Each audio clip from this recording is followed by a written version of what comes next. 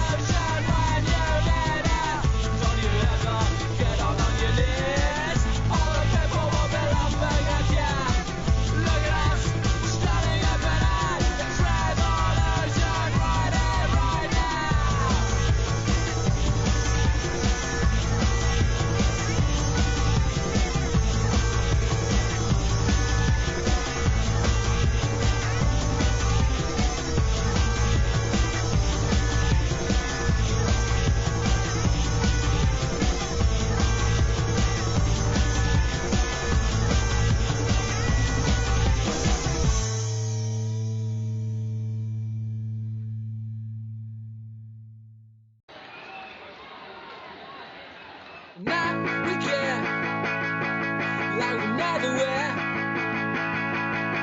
And something tells me I'm bound to perfection. I wrote the dice and I read him twice. Just something tells me I'm bound to perfection. A thousand years and 2,000 years.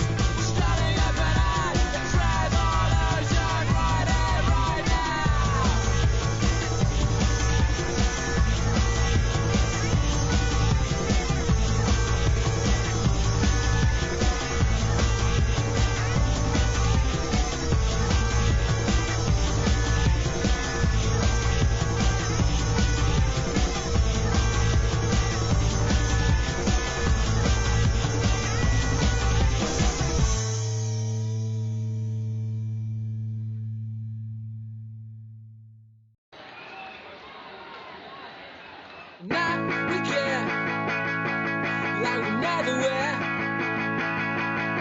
And something tell me I'm bound to perfection.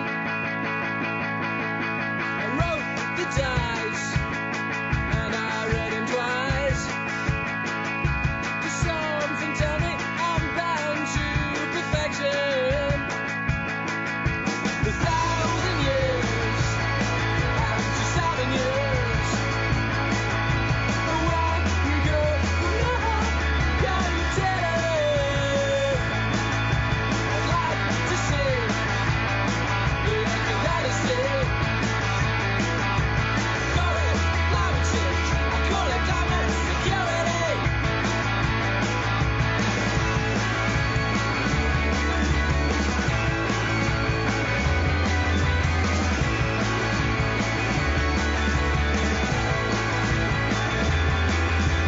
Got my town to follow your trail. Headed to her Greenland if I have to. I like your lips, I like your smile. I hold you in my arms 'cause I love you.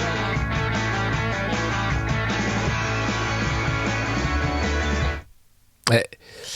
Nous sommes le jeudi 20 janvier 2022, 20-01 2022, quand on sera le 20-02 2022, date ô combien symbolique. Peut-être Emmanuel Macron déclarera-t-il sa présidence non, sa candidature à la présidence, enfin j'en sais rien, ou peut-être il se passera un truc encore plus waouh que cette campagne waouh qui n'en finit pas de me waouiser quoi. Salut à tous. Alors du coup, comme je n'enregistre pas le duel des éditos, d'habitude on enregistre le jeudi matin pour cause de confinement imposé par le Covid, je peux vous faire la revue de presse. C'est pas Antoine. Antoine lui travaille, contrairement à moi qui fait la revue de presse. Non, c'est du boulot aussi. J'ai bonne mine. Ouais, oui et non hein, quand même. Comment te dire, c'est quand même pas. Je me suis connu. On m'a connu un peu plus bronzé, un peu plus reposé. La voix a l'air mieux. Oui, la voix est un peu mieux. C'est-à-dire que j'ai pas fait d'édito avant. J'arrive là, je suis frais. J'ai eu le temps de me faire un café, donc ça va quoi. Donc je suis pas à l'article de la mort, on va dire. Hein. Mais j'ai quand même pas mal toussé. Hein. Voilà, donc c'est quand même bien chiant ce truc. Après, j'ai plus de fièvre, tout va bien quoi. Mais voilà. Fresh. So I'm gonna try to be fresh, people, for a new start, because that's what we need, a new start. Alors, il n'y a pas Maggie, je me suis toujours auto-enfermé en bas. Elle va beaucoup mieux aussi. Elle dort, elle miaule moins. Je sais qu'elle vous manque, mais je remonterai bientôt pour faire la revue de là-haut. Ne vous inquiétez pas, pour que tout se passe bien.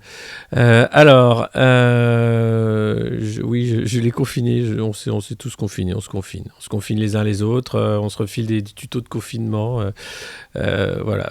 En ce 20 janvier 2022, j'ai envie de dire, j'ai pas vu l'année commencer. Hein. Il y a eu tellement de monceaux de conneries depuis le début de l'année que c'est compliqué de se focaliser sur un truc.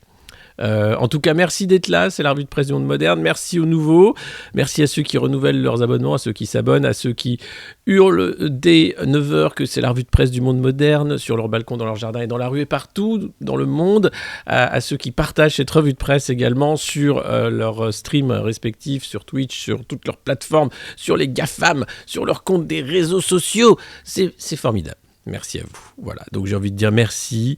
Merci beaucoup. Oui, c'est de l'attention. Voilà. On veut tous. C'est un peu comme Emmanuel Macron quand il est au Parlement européen. Vous allez voir, on va un peu en parler. La souffrance que ça a été. Heureusement, j'ai pas eu à réagir au discours européen d'Emmanuel Macron, mais je pourrais le faire de manière personnelle pour parler d'identité européenne. La réduire à l'état de droit, c'est proprement glaçant. Voilà, dire que notre trésor c'est l'état de droit, en étant le mec qui gouverne depuis 2 ans, en état d'urgence sanitaire exceptionnelle avec les pleins pouvoirs, en s'essuyant les pieds sur le paillasson de l'état de droit tous les jours, en ayant éborgné à qui mieux les manifestants gilets jaunes. Comment te dire, ce mec est d'une perversité insondable. Je l'ai dit hier sur Twitter, je le redis ici. Ça sert à rien d'essayer de raisonner ou de chercher la raison chez ce personnage manipulateur et dangereux qu'est Emmanuel Macron. Il est là pour foutre la merde et il le fait très bien. Le plan, c'est saccager l'État français, dire que c'est la faute des Français et nous sauver avec un truc qui s'appelle l'Union européenne. Bon, ça me paraît être un plan compliqué. Mais bon, lui, il y croit, avec Clément Beaune, vous allez voir. Alors, ils ont tous été... vous n'avez pas le droit de parler de la France ici. Bah alors, si, et on s'en fout, on fait ce qu'on veut, Jadot, tout le monde. Ils sont tous bien amusés. Alors, non, je ne le déresponsabilise pas du tout. Il est tout à fait responsable. Il a le droit d'être pervers et responsable. Il est pas... Ça peut être... C'est pas un psychopathe, ça peut être un sociopathe sans être un malade. Je veux dire, il peut être... D'ailleurs, il est très efficace à ce qu'il fait. Semer le chaos, c'est se diviser, insulter, maltraiter. Il est très bon. C'est un des meilleurs. Donc, il n'y a aucun problème. Pardon, mes amis misophones, je bois mon café, il est un peu chaud, du coup je fais un peu de bruit. Alors, dans la presse des milliardaires ce matin, qu'est-ce qu'on trouve ? À votre avis, qu'est-ce qu'on trouve ce matin ? C'est le jeudi matin, Alors hier, bon, quand même, s'il y a eu une nouvelle assez triste quand même qui a choqué tout le monde. C'est sûr que c'était pas prévu, c'était un peu le choc. C'était bien sûr la fin de la campagne présidentielle d'Arnaud Montebourg, voilà. Il a annoncé qu'il avait pris la décision de se retirer de la course présidentielle dans une vidéo assez poignante, je dois dire, où on le voit dans ces terres de Bourgogne qu'il arpente, en disant c'est fini pour moi, j'arrête. Ça a été un choc, on a vraiment tous pleuré évidemment. Alors c'est ballot, c'est tombé le jour de la mort de Gaspard Ulliel. Et là, c'est sûr que, comment te dire, en termes de hiérarchie de l'info, personne n'a compris, personne n'a entendu parler de la fin de la campagne d'Arnaud Montebourg. En revanche, c'est sûr, on a tous été choqués hier d'apprendre la mort de Gaspard Ulliel, cet acteur qui était plutôt doué et plutôt discret, sur les pistes de ski en Savoie, avec un accident... tragique où 2 skieurs se rendent dedans apparemment et après un bref coma, Gaspard Ulliel est décédé. C'était vraiment la nouvelle hier qui a éclipsé toutes les autres. Et il est d'ailleurs à la couverture de Libé, Gaspard dans la nuit, et avec les témoignages bien sûr de tout le monde. C'est dangereux le ski, oui, parce que Gaspard Ulliel, bien sûr, il a la couverture de Libé, mais il y a une petite fille de 5 ans qui a été tuée le week-end dernier par un skieur de 40 ans qui était en vitesse excessive et qui l'a percuté alors que la petite fille ne faisait rien de mal. Elle prenait un cours de l'école de ski français. La monitrice n'a rien pu faire, personne n'a rien pu faire, donc attention, le ski c'est dangereux, maîtrisez votre vitesse et il y a une règle simple, si vous arrivez derrière, c'est celui qui est en bas qui a la priorité parce qu'il n'a pas des yeux dans le dos, donc c'est à vous de réguler votre vitesse. Voilà, c'est assez simple, mais visiblement il y a des gens qui ne comprennent pas tout ça. Ça c'était pour commencer sur une note un peu de tristesse. Oui, alors ça n'empêche pas, tu peux être triplement vacciné et arriver sur la piste de ski, et c'est pas... L'autre skieur vient très bien. L'autre skieur n'a rien du tout, il est même pas allé à l'hosto, c'est ça qui est impressionnant, c'est-à-dire qu'il y en a un qui a tout chopé et l'autre va très bien. Alors après, il y a la question de se dire, est-ce qu'il a fait un arrêt cardiaque ? Ça a été dans les premières heures, dans CNews avait mis arrêt cardiaque, puis ensuite ça a été enlevé. Donc voilà, je vous laisse. Il n'y a pas eu d'autopsie, je ne sais pas. En tout cas, c'est pas le lieu ni l'heure de faire ce genre de d'élucubration. C'est assez triste, mais on parle de traumatisme crânien absolument. Et tu te dis, oui, Blanquer a choisi Ibiza, c'est sûr, il risquait beaucoup moins. Ibiza, l'hiver, en plus, il se baigne même pas, donc c'était vraiment, là, il n'y avait aucun souci. Mais imagine un ministre en exercice qui meurt sur une piste de ski, quoi. Ou sur une piste de danse, ou dans un bordel, imagine. Un président de la République est déjà mort, comme ça, avec sa maîtresse à l'Élysée. Mais bon, c'est pas... Manu aime bien le ski, ouais. Mais cette année, je sais pas s'il y allait. Non. Donc attention, si vous skiez, soyez prudents. Voilà, c'est tout ce que je peux vous dire. Oh, aïe, aïe, ça pique. Regardez-moi ça. C'est Choupinet. C'est le meilleur président que la France ait jamais connu. On l'a mis au milieu du Parlement européen pour montrer comment il était beau. Alors ils ont dit « Oh, il est beau, il va bien avec les étoiles, qu'est-ce qu'il est beau, votre président, qu'est-ce qu'il est intelligent, qu'est-ce qu'il est malin, qu'est-ce qu'on aimerait l'avoir. Ah ben, on vous le donne, ça tombe bien, je me disais, qu'est-ce qu'on va en faire à partir d'avril. Bah écoutez, si vous l'aimez tant que ça, on vous le donne, voilà. Ah non, mais on vous le donne avec tous les accessoires, hein. Il y a Brigitte qui vient avec, Nemo, je sais pas s'il veut garder le kleps qui pisse partout, mais sinon, vous pouvez le prendre, hein. On vous l'offre, voilà, c'est un cadeau de bienvenue de je sais pas quoi, mais bienvenue en enfer, c'est ça, voilà. Allez, prenez-le, tiens, voilà. Non, on vous donne pas d'adresse, hein, si jamais ça se passe mal, il y a l'adresse du veto dessus, allez-y, hein, c'est bon. Voilà, donc je pense qu'on peut vraiment être fier de notre président, qui a été exceptionnel face à l'opposition, hein, hier à Strasbourg. Alors Strasbourg, c'est génial parce que c'est le lieu donc du Parlement européen, même pas à mi-temps, puisqu'en réalité, le Parlement européen est à Bruxelles. Et donc, tous les ans, tu te dis, mais quand même, les mecs viennent que 4 jours par mois à Strasbourg, en train. Alors, il y a des trains spéciaux, c'est pas super écolo. Le bâtiment est chauffé tout le temps, hein, pour 4 jours. Bâtiment immense, hein, puisque tu as un hémicycle. Et donc, à chaque fois, ils disent, mais qu'est-ce qu'on va en faire de ce bâtiment ? Il faudrait qu'on trouve un truc, que gentiment on dise qu'il n'y a plus de Parlement européen à Strasbourg. Or, c'était un deal initial de dire, ok, Bruxelles a le Parlement, mais Strasbourg aussi. Sinon, on donne pas autant la France, hein, faut pas déconner. Et Strasbourg ne veut pas que le Parlement parte, parce que ça fait quand même vivre les hôtels, la bouffe, enfin, un député, plus 2 députés, plus les assistants parlementaires, plus les journalistes, plus c'est un cirque, hein, c'est Pinder qui arrive en ville tous les mois, quoi, donc avec toutes les étoiles, donc quand même, c'est con donc, soit on en fait une école du cirque, européenne, internationale, ou qui a demeure, hein, tu vois, ça peut être pas mal. Soit ça reste ce truc-là où ils viennent de temps en temps devant les caméras faire coucou. Alors, qu'est-ce qui s'est passé hier ?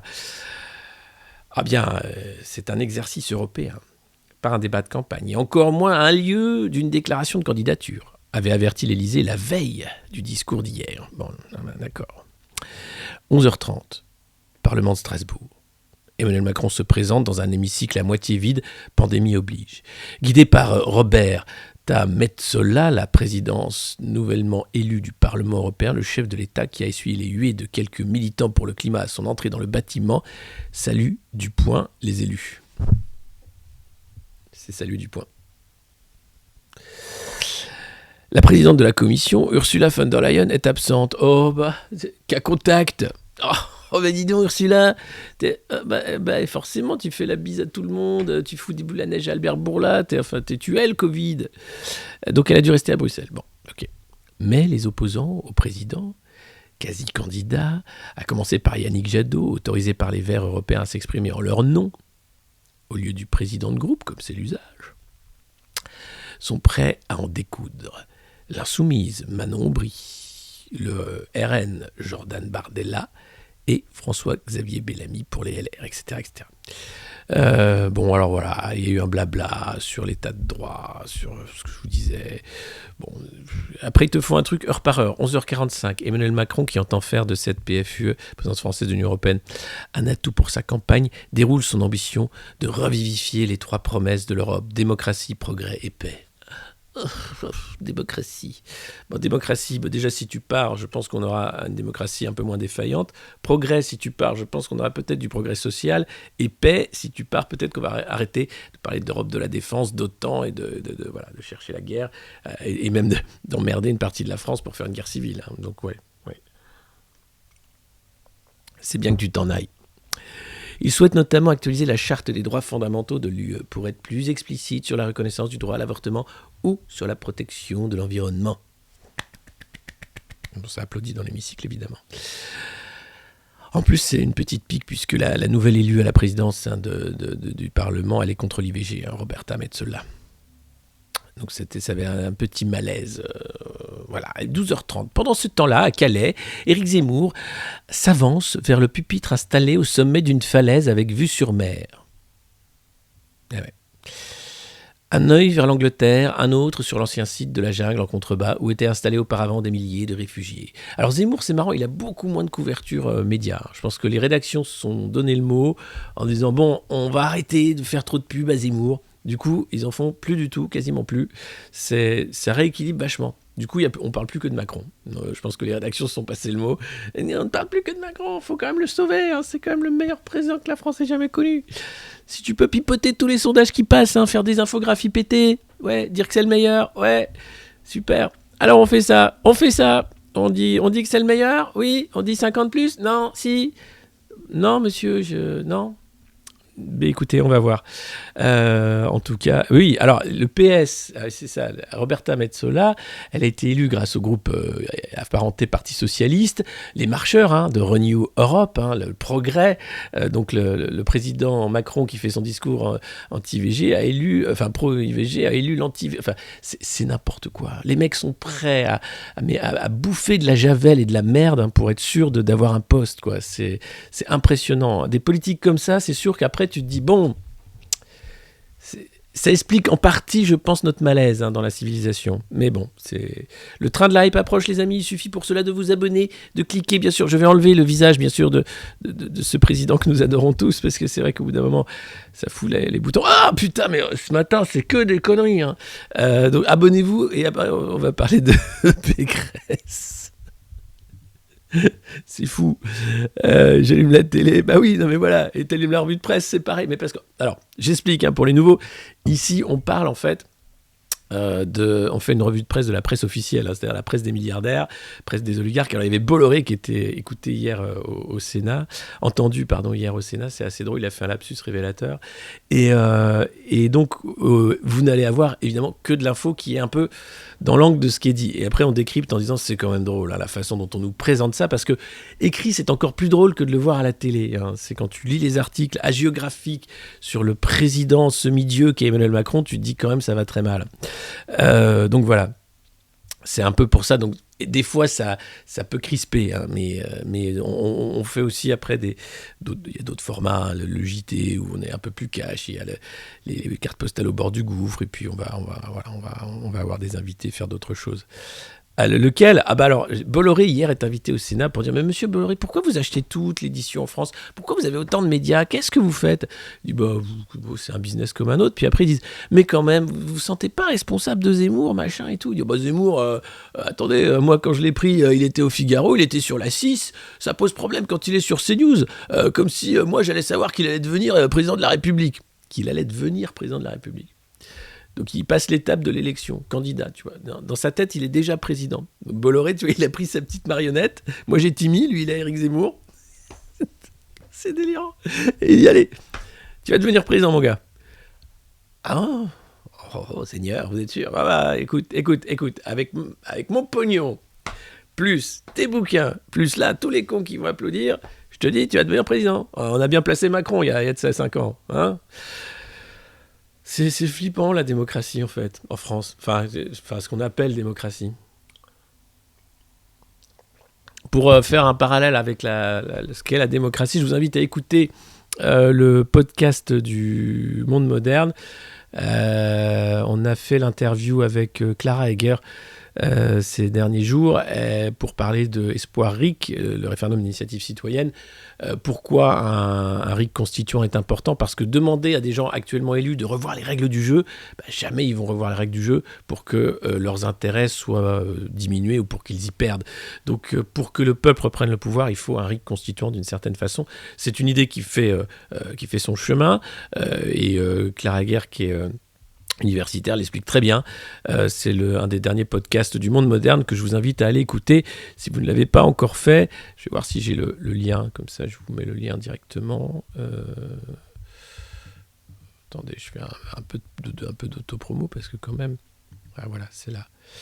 Le RIC constituant est normalement... Hop. Pourquoi j'ai pas... Si quelqu'un a le lien, n'hésitez pas à le mettre parce que je suis un très mauvais marketeur. Voilà. Normalement, là, je vais avoir le lien. Lien de partage. Voilà. Hop. Qu'est-ce qu'il me fait? Oh mon Dieu, c'est compliqué. Hop, je le mets dans le chat ici. Et voilà. Et voilà. Normalement, on est bon.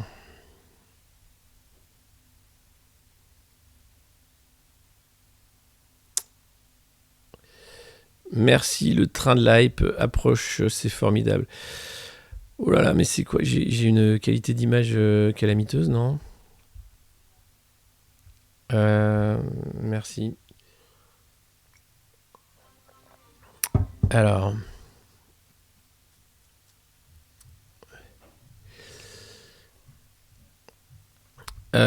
Continuons cette revue de presse si vous le voulez bien, même si je ne sais pas si vous m'entendez, me voyez, voilà, avec Valérie Pécresse, désolé. Je sais, vous allez me dire, putain, je suis pas venu là pour ça, merde, quoi, ça va. Alors, si on veut clore le chapitre Strasbourg, il y avait hier, donc, après le blabla macroniste, il y avait 2 meetings à Strasbourg, l'un de Yannick Jadot, avec la maire EELV de Strasbourg, avec plusieurs centaines de personnes, hein, nous dit-on. Et puis Jean-Luc Mélenchon qui était au Palais de la Musique et des Congrès devant 1500 personnes. Là encore, alors Jean-Luc quand même à son âge, c'est la forme. Hein. C'était dimanche à Nantes, là c'est Strasbourg, ça n'arrête pas. Il y a ceux qui font campagne et il y a ceux qui, comme Anne Hidalgo, ne font pas campagne ou font semblant de faire campagne. Et puis il y a ceux qui ont arrêté leur campagne, comme Arnaud Montebourg, et on peut le saluer, c'est toujours ça de prix. Valérie Pécresse, donc, excusez-moi pour ceux qui arrivent à cette heure matinale, se dire merde, est-ce que je vais faire ça? C'est la magie. C'est pas la magie. Alors oui, elle aurait pu être ministre ou Premier ministre d'Emmanuel Macron. Hein. Elle a choisi la région, elle a choisi la vie, elle a choisi Valérie. Valérie Pécresse, elle fait campagne pour Pécresse. Vous savez, Valérie Pécresse, c'est d'abord Valérie Pécresse. Voilà, c'est d'abord elle qui se pose en Pécresse. Hein, voilà. Donc c'est son atout majeur, c'est elle.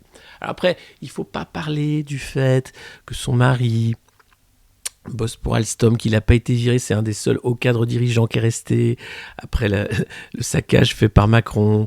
Il faut pas trop en parler parce que ça risque de c'est un peu un boulet, quoi. Hein. C'est un peu quand même ils se connaissent bien quand même. Hein. Manu et le couple Pécresse, c'est un peu une histoire d'amour. Donc c'est compliqué. Ah, on me dit que le meeting de Mélenchon à Strasbourg, c'était 2500 personnes. Bah oui, là en même temps, c'est dans le canard de Nanar, donc Bernard Arnault ne va pas dire qu'ils étaient 2500. Dès que ça dépasse 2, il a peur.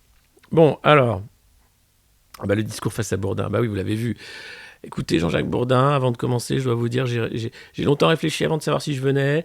Bon, je venais, vous savez, la justice fait son travail, mais si vous êtes un porc, vous serez condamné. Voilà, je vous emmerde. Et Bourdin a dit, je ne ferai aucun commentaire, j'ai décidé de ne pas en parler publiquement, la justice fera son travail, merci Valérie Pécresse. Bon, c'était chaud, hein. C'était chaud. Voilà, là tu te dis, mais après, BFM aurait pu choisir quelqu'un d'autre pour animer. Il y avait plein de façons de faire. Là, ça permettait de faire un peu de spectacle. Voilà, on est vraiment dans l'ère du spectacle. Ce qu'il faut savoir, c'est qu'ici, on l'assume. Hein, c'est le principe d'Infoclown tout à fait dickien, hein, de dire le spectacle a infusé, a même débranché toute la société, tous les cerveaux de la société. Society d'ailleurs fait sa couverture sur un cerveau qui fond, sommes-nous de plus en plus cons? La réponse n'est pas forcément oui. En revanche, nous sommes de plus en plus volatiles. Hein. C'est-à-dire que on va pas chercher les idées, on va chercher l'entertainment, on va chercher le spectacle, on va chercher le divertissement, on va chercher toujours à les jeux, du pain et des jeux, hein, parce qu'on est sur un plateau d'évolution depuis le bas empire romain et que ça ne change pas vraiment. Avec l'effet Garcimore, ça marche pas. Chez la République en marche, ça marche pas. J'ai la fait sortir du chapeau. Et ça marche pas. Garcimore, c'était un magicien qui faisait peur aux enfants quand j'étais enfant. Pour les plus jeunes qui ne connaissent pas Garcimore, mais c'était formidable Garcimore.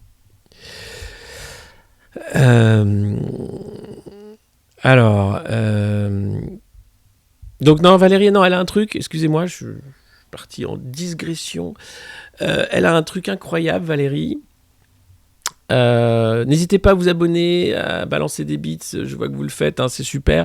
On est 288 abonnés, objectif 300 abonnés au monde moderne, ici sur Twitch, ce serait formidable. Pour ceux qui regardent en replay sur YouTube, Twitch, c'est une plateforme de live où le live a lieu tous les matins à 9h. Voilà. Alors, elle a un truc super, Valérie, c'est de proposer de racheter tes RTT. Donc voilà, travailler plus pour gagner plus, tout ça, c'est machin. Non, elle a une énorme proposition, hein, transformer, faciliter la conversion des RTT en salaire sans charge. Voilà. C'est... Waouh, ça c'est un projet d'avenir, hein. C'est... Bon,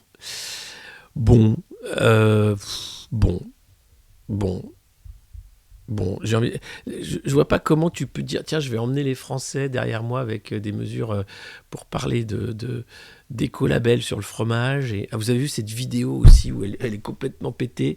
Je pense qu'elle avait un coup dans le nez, Valérie. Hein, elle avait bien mangé. Où elle parle des fromages.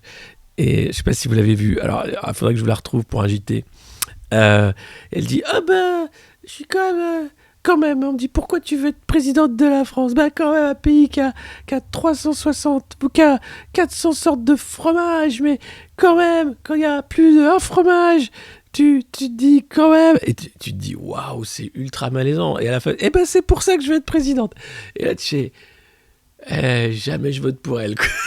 C'est le truc, c'est la vache qui rit. Merci. Oh putain, vous êtes grave. Donc 265 fromages, un fromage par jour, voilà. Il y a rien qui va, Elle est mauvaise oratrice. Elle essaie de faire une punchline qui tombe à plat. Tu sens qu'elle a la bouche pâteuse, genre pourquoi j'aime le fromage. Il y a rien qui va, rien. C'est Valérie Prozac, quoi. Mais bon, elle fait campagne. Bon, c'est pareil, LR, je suis pas sûr qu'ils y croient trop. Hein. C'est un peu genre, bon, fallait bien qu'on trouve quelqu'un. Hein, voilà. C'était ça, Eric Ciotti. Oh, écoute, moi j'aurais bien pris Eric Ciotti pour rigoler, hein, plus.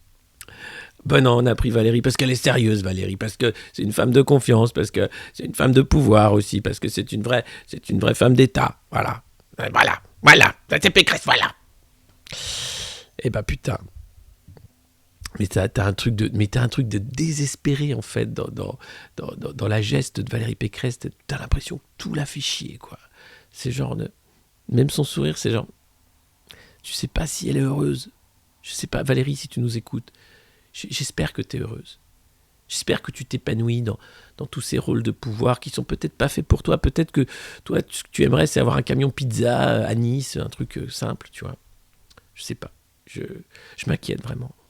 Voilà. Bon, en tout cas, si vous la connaissez, passez-lui un message d'amour, un message de solidarité, de sororité. Dites-lui, voilà, il faut vraiment qu'elle s'amuse, il faut qu'elle profite de la vie, Valérie. Hein, c'est court, c'est volatile, il faut y aller, Valérie. Il faut arrêter de parler de fromage avec la bouche pâteuse, quoi. Et puis, oh là là, ça aussi, déflagration. Alors là, attention, hein. Jérôme Rivière, que je connais, je le croise sur les plateaux, qui est le responsable RN des députés au Parlement européen, et choisit la date d'hier, hein, du passage de Zemmour à Calais, de Macron au Parlement, pour se barrer du RN et rejoindre la campagne d'Éric Zemmour. Eh oui. Jérôme Rivière, il y a quelques semaines de ça, qui disait oui, non, Marine est sereine, la campagne avance sur un rythme olympien, et le mec, il devient porte-parole de Zemmour, il est numéro 2 de l'organigramme, enfin il fait son trou, quoi. À droite, c'est bien, parce que tu sais que dès qu'il y en a un nouveau, tu vois, dès qu'il y en a un nouveau, c'est comme Maigret à un moment, tu vois, qui avait voulu doubler Jean-Marie. Et alors tous, ils y vont dire, ah lui le petit, là, c'est toujours un petit. Je sais pas pourquoi, t'as le gros Le Pen, donc t'as la famille Le Pen, hein, ils sont tous grands, ils mangent bien, tout ça. Puis t'as un petit qui arrive de l'extrême droite et qui dit moi. Puis alors ça les excite tous, alors ils vont tous derrière le petit, puis le petit s'écroule, et puis hop, il retourne vers le Pen, quoi. Bon là, on en a une après qui va faire la synthèse, hein, c'est Marion Maréchal, je pense, après elle va récupérer tout ça et faire un truc bien. Tu vas dire, allez, on va arrêter de se fâcher, on va faire un grand parti. Voilà, aidé par les milliardaires américains, ça va être le Tea Party à la française. Et vous allez voir ce que vous allez voir. Voilà. Mais pour le moment, c'est bon, ici, ils sont tous excités derrière le petit, c'est un truc, voilà. Et Adolphe était petit aussi. Il était petit, Adolphe? Non, il n'était pas si petit. C'est pas petit. On l'appelait le petit Adolphe, on l'appelait le petit Adolphe. Jeanne, au secours! Donc voilà, une défection de plus. Cette fois-ci, c'est pas chez les Républicains, c'est au RN. Donc ça montre que Zemmour, mine de rien, enfin, on l'aime pas, hein, il est condamné pour racisme, machin, etc. Mais il a réussi un truc quand même exceptionnel. En quelques mois en politique, à créer un mouvement Reconquête, à aller choper des mecs à droite, à l'extrême droite, à raconter qu'il est du RPR alors qu'il n'a jamais été encarté au RPR, qu'il n'a jamais été encarté. Et le mec, à la base, c'est un éditorialiste du Figaro. Bon, il était un peu connu à la télé avec Ruquier, tout ça, etc. Mais quand même, c'est un tour de force. Moi, je dis bravo. Et il recrute pas mal de jeunes pour sa campagne, ce qui est assez étonnant. Quand on voit que les LR sont à la peine pour recruter des jeunes avec Valérie, les jeunes avec Zemmour, vous en avez un paquet. Donc, il fait envie parce qu'il est radical, parce qu'il y a un côté nouveau, il y a un côté, je vais dézinguer le vieux monde qui peut plaire, quoi. Donc, il faut reconnaître ça à Éric Zemmour. Macron avait fait la même chose. Lui, alors, il excitait les traders et les machins, mais sans idée. Lui, c'était juste pour la thune. Hein. C'était clair, c'était écrit dessus. On va se faire de la thune. Et les mecs qui voulaient se faire de la thune, ils sont allés, hein, très très bien. Il y en avait 2-3 qui avaient des idées, tu vois, Startup Nation, machin. Ils se sont dit, moi j'aimerais bien aussi. Puis après, ils se sont dit, mais je peux rien dire aussi. Comme Cédric Villani, tu vois, qui était très très déçu. Là, il fait des Twitch pour Yannick Jadot maintenant. Un truc qui s'appelle Fond Vert sur Twitch. Le Twitch de Jadot. Je sais pas s'il y en a qui nous regardent de LV, je vous fais coucou, mais voilà, donc ils ont Villani maintenant qui anime un truc. Et donc oui, c'est clair qu'avec Zemmour, il y a un coup médiatique énorme qui a été fait, mais au-delà du coup médiatique, c'est en train de se transformer en coup politique avec des gens qui sont en train de construire leur avenir politique sur la base d'un nouveau parti, sur la base d'un nouveau truc. Donc c'est pas anodin. Voilà, même si ça paraît anodin comme ça, la défection de Jérôme Rivière n'est pas anodine. Et puis ça, c'est pas anodin non plus. Et si vous êtes un peu flippé de la vie en ce moment, si vous pensez qu'un accident nucléaire pourrait arriver, si vous pensez qu'une invasion extraterrestre également pourrait arriver, si vous pensez que... Alors, rassurez-vous, tout va très bien. Et la filière nucléaire, donc c'est une interview avec le patron de l'autorité de la sécurité nucléaire dans Le Parisien. Alors, il dit juste, attention, il y a un petit déficit d'anticipation dans la filière nucléaire. Bon, qu'est-ce que ça veut dire ? Non, c'est très rassurant, vous inquiétez pas. C'est super rassurant. C'est donc, en fait, il faut prendre les besoins à long terme du parc français. Et pourquoi ? Alors, parce qu'en fait, il y a un petit problème. Alors, comment s'appelle le patron ? Bernard Doroskuk. Gendarme du nucléaire, l'ASN. Donc il faut anticiper davantage. Retard de PR, difficulté de stockage, des déchets, corrosion, plusieurs réacteurs en manque de main-d'œuvre qualifiée. La situation de la filière nucléaire vous inquiète-t-elle ? Bernard ? Oui, non, alors non, ma mission n'est pas d'être inquiet, mais vigilant. Quand je mets sur la table des sujets de préoccupation, notamment en matière de sûreté et d'anticipation, c'est parce que nos constats montrent un déficit de précaution. Et cela peut être à la source de problèmes. Quels sont les constats alors ? Sur plusieurs sujets. Il y a un manque d'anticipation. Depuis 2010, il est identifié que les capacités d'entreposage des déchets du combustible usé à l'usine de La Hague seront atteints à l'horizon 2030. Bon, c'est dans 8 ans. EDF a mis du temps à définir une solution et la construction à La Hague de la piscine centralisée pour stocker ces déchets ne sera finie qu'en 2034. Ça fait donc 4 ans où on ne va pas savoir quoi foutre des déchets. Alors on aura une solution temporaire, mais ça n'a pas la même robustesse en matière de sécurité. Donc tu as 4 ans où si jamais n'importe qui veut s'amuser, on dit tiens, où est-ce qu'ils ont stocké leurs déchets ? Si on allait gratter, récupérer des trucs, visiblement ça a l'air facile. Ça va être, non mais c'est génial. Tu dis c'est génial. Et après on te dit non mais c'est une filière super safe. Attendez, c'est pas fini. Ce n'est pas anodin. Ah bah oui, exactement. Et puis, le deuxième exemple de manque d'anticipation, c'est la durée d'exploitation des centrales nucléaires.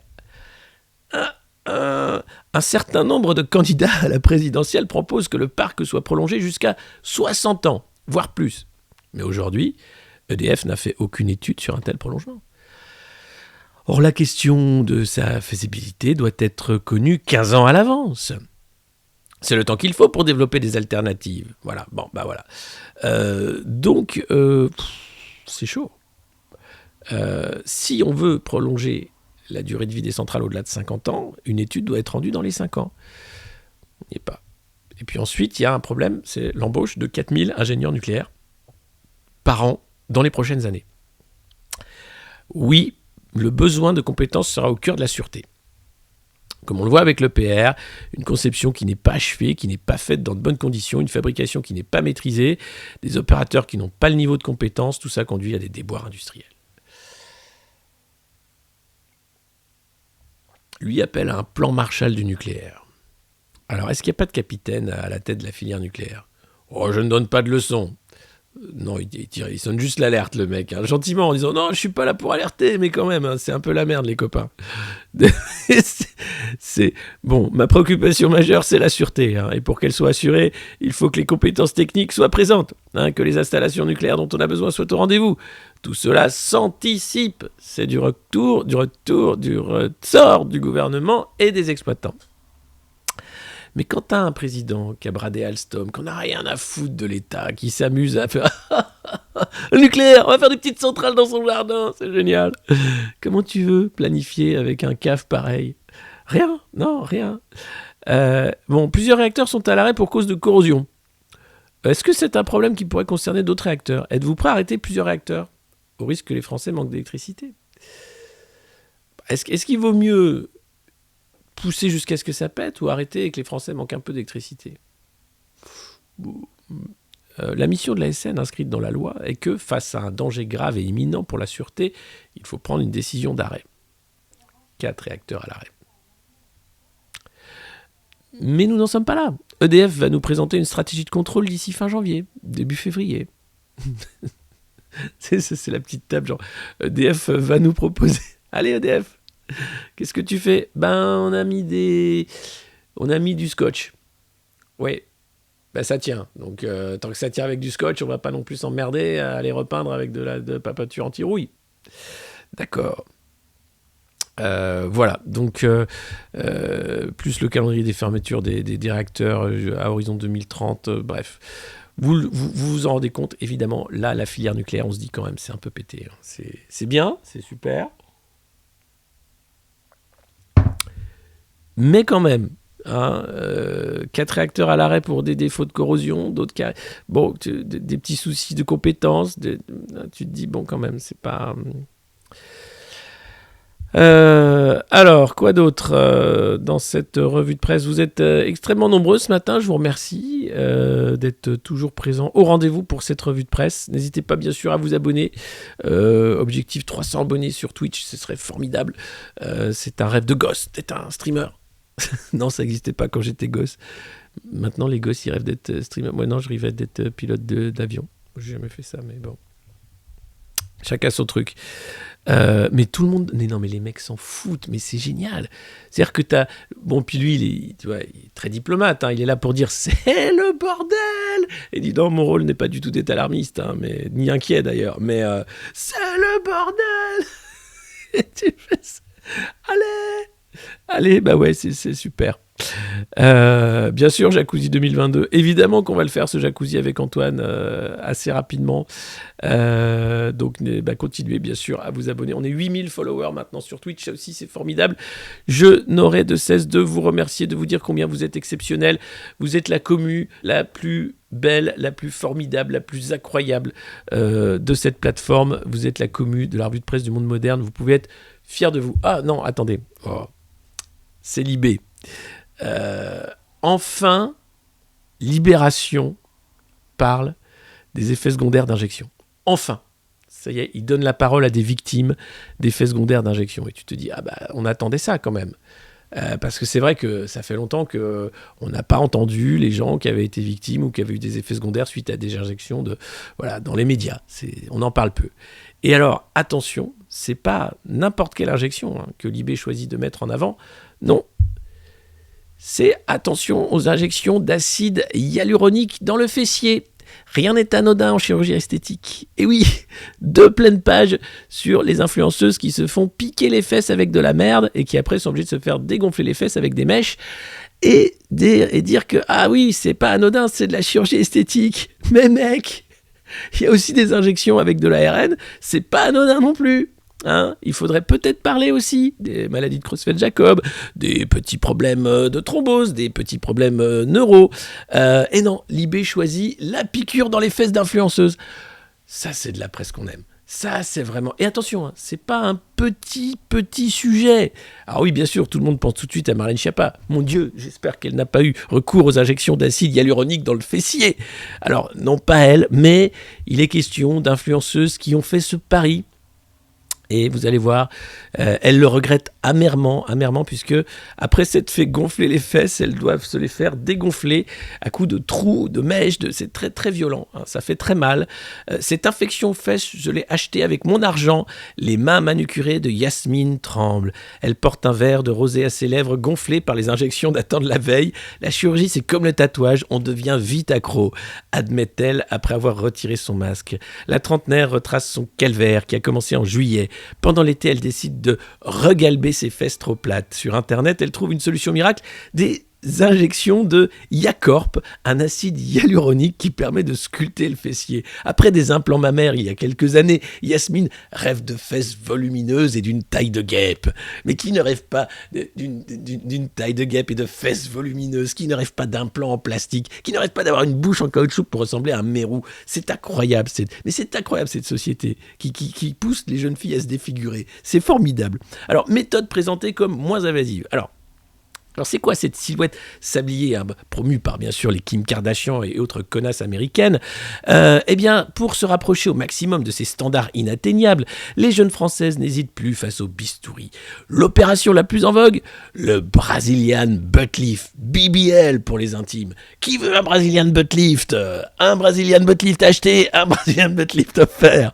Eh bien, vous pouvez vous faire gonfler les fesses. En fait, c'est très simple. Il suffit de prélever de la graisse dans les cuisses ou à l'abdomen pour l'injecter dans le popotin. Alors attention, le BBL reste pourtant l'une des procédures de chirurgie esthétique les plus dangereuses avec, attendez, vous allez voir ça, c'est pas dans le VAER, c'est plus de 1 décès sur 3000 patientes. Voilà. Si vous êtes une tarée qui veut se faire mettre de la merde dans les fesses, de la graisse en l'occurrence, le BBL tue une patiente sur 3000, autant dire que là on alerte sur le vaccin, machin, nanana, on est très loin de ça, hein. À côté de ça, c'est sûr que les vaccins ARN, c'est beaucoup plus sûr que le Brazilian Butt Lift.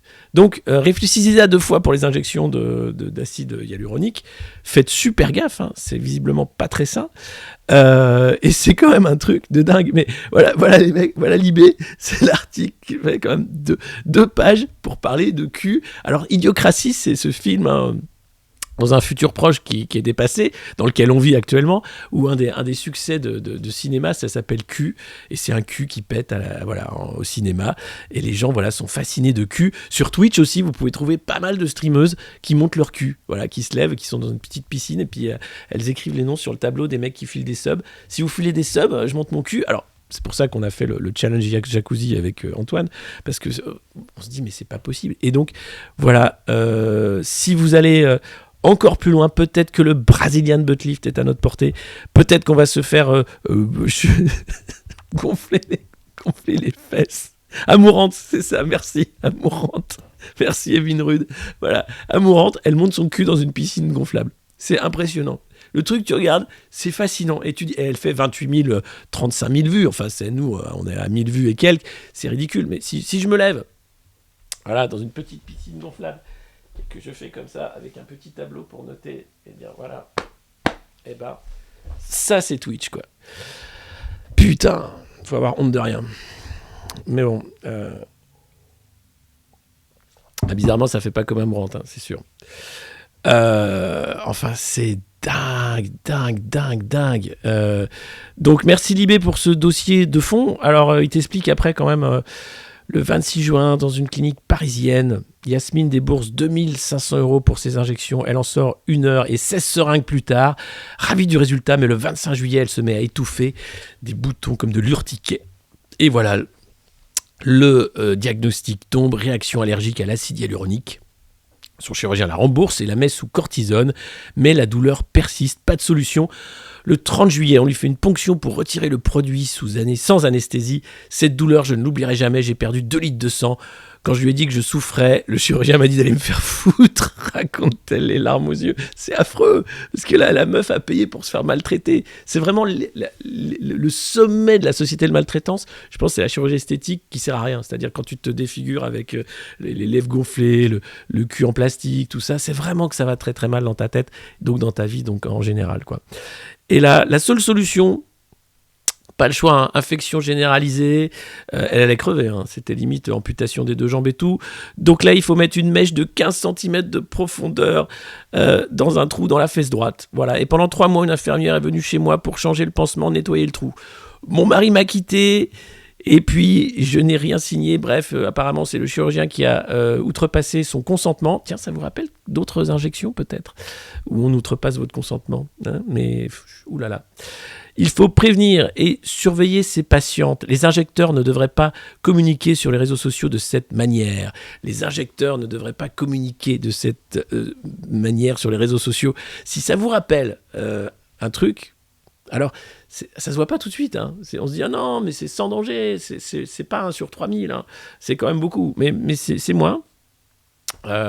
Et là, voilà, d'autres témoignent depuis Dubaï. Yacorp fait beaucoup de mal, 5 seringues par fesse et une infection depuis Dubaï. Une autre victime nous raconte sa peur de se faire opérer. Et puis, même vague de panique sur les forums. Luna, Emily se serrent les coudes pour affronter la presse people. Certains blogueurs misogynes qui les accusent de chercher à faire le buzz. Honnêtement, si j'avais juste voulu faire le buzz, je ne serais pas allé jusqu'à avoir le cul qui ressemble à du gruyère, conclut Luna en souriant. Voilà, donc ne cherchez pas à avoir le cul qui ressemble à un fromage. Laissez ça aux professionnels. Franchement, cet article est exceptionnel parce que, alors, soit le journaliste avait quelque chose en tête en disant tiens, je vais faire un article sur les victimes d'injection. C'est Constance Villanova qui écrit cet article et donc c'est assez drôle de dire c'est en parallèle. Soit c'est très premier degré et dans ce cas-là, on peut plus rien faire pour eux, quoi. Mais j'opte pour enfin, je sais pas. Allez, je laisse. Je laisse la chance à l'inconnu. Donc non, on ne se fait pas piquer le cul pour avoir des grosses fesses. Hein ?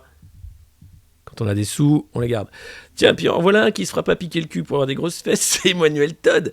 Emmanuel Todd qui revient avec un bouquin sur le patriarcat en disant que le patriarcat n'a jamais existé, mais que le néo-féminisme est une violence de plus à la lutte des classes, et notamment aux familles monoparentales féminines qui sont très loin des nouvelles féministes. Et qui ne comprennent pas cette lutte. Alors après, Emmanuel Todd, il est triplement injecté, il ne comprend plus rien de ce qui se passe, il a du mal aussi à voir qui est de gauche. C'est une interview un peu décevante, je dois dire, dans l'IB d'Emmanuel Todd, que j'aime bien, hein, par ailleurs. Mais là, il t'explique que la priorité, face à une baisse massive du niveau de vie, c'est la réconciliation entre hommes et femmes. Voilà, il est démographe et il déplore le positionnement des mouvements féministes devenus antagonistes, préjudiciables aux classes sociales les plus fragiles. Alors c'est son dernier essai, bien sûr. Est-ce que vous croyez à une candidature de gauche qui pourrait rassembler un peu ? Et là, Todd dit « Tout le monde est de droite maintenant. C'est une rupture majeure. Auparavant, la politique française se structurait par l'affrontement entre élitisme et populisme. Tout le monde est populiste aujourd'hui. C'est pas faux. De droite, d'extrême droite ou de droite extrême. En défendant le concept de créolisation, Mélenchon a voulu jouer contre les concepts identitaires. Mais ce faisant, il s'est soumis aux catégories d'identité. Je ne peux plus le considérer comme un homme de gauche. Au contraire, puisque justement, non mais alors, c'est là où c'est une analyse très foireuse. Puisque le principe de la créolisation, c'est pour aller à l'encontre de l'identité, dire que l'identité est multiple, etc. Bref. Et puis, il faut bien utiliser les armes obligatoires sur le ring sur lequel t'es. Mais bon. Donc, je ne sais pas. Hidalgo mène à Paris une politique anti-banlieusard. Taubira, je ne sais pas ce qu'elle représente. Si, la droite aussi. La fixation sur l'identité, la sécurité, les musulmans. Et tout à coup, de nouveau, le sanitaire. En fait, le pays est ivre. C'est maintenant que nous aurions besoin d'un président normal. Alors, est-ce une semi-déclaration de candidature d'Emmanuel Todd ? Je ne sais pas. Merde. Je suis en train de... Putain, je suis chier. Pardon les gros mots, mais j'en ai marre de perdre ma voix, là. c'est un peu long. Si vous avez... Alors, vous m'avez dit des trucs à la propolis, des pastilles, des machins. Je vais aller acheter tout ça tout à l'heure, mais... Merde. Oui, voilà. Il dit des choses intéressantes, mais tu sens que le mec, il le dit. Hein, moi, je connais les années 70. C'était autre chose. Voilà. Donc, j'invite Emmanuel Todd à venir regarder de temps en temps le 20h du monde moderne. Ça lui fera du bien. Et puis peut-être à se faire gonfler le cul. Peut-être que, voilà, gonfle ton cul et peut-être que tu gonfleras ton... Bref. En tout cas, un peu déçu par Todd sur ce coup-là. Jamais déçu par contre par Clément Beaune. Clément Beaune, vous savez, monsieur Patate, celui qui fait l'Europe au gouvernement, le monsieur Europe à la cour d'Emmanuel Macron. Alors, il a accompagné le roi à Strasbourg pour faire le petit discours. Et il a taclé comme ça derrière, genre, oh, qu'est-ce qu'ils sont méchants. Il nous répète que la présidence de l'UE ne devrait pas être percutée par l'élection présidentielle. Et il confond le Parlement européen à une salle de meeting. Lamentable tartuffe. Oh Clément, mon gars, il sortait de la salle de sport là. Putain, il sort de la boxe et il arrive et paf.